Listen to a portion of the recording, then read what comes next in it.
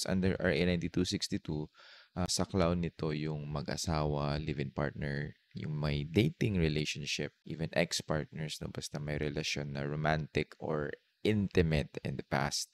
Pwede po kahit mag-ex, no? So, yung psychological violence dito, it includes repeated infidelity, deception, no? Yung humiliating behavior, yung threats, yung stalking.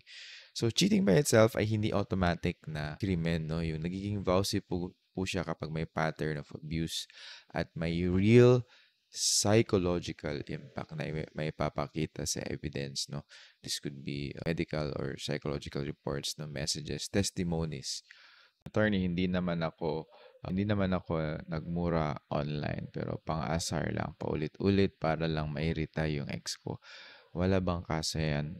Banter lang. Okay, banter, no?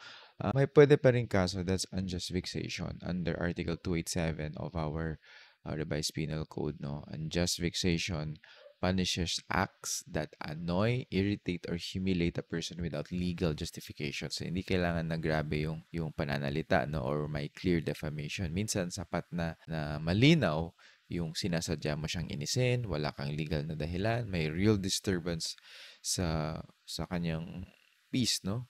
So, you're really disturbing her. So, penalties are minor, no, compared to libel or vowsy, pero criminal record pa rin po yan at pwede pang sabayan ng civil claim or damages.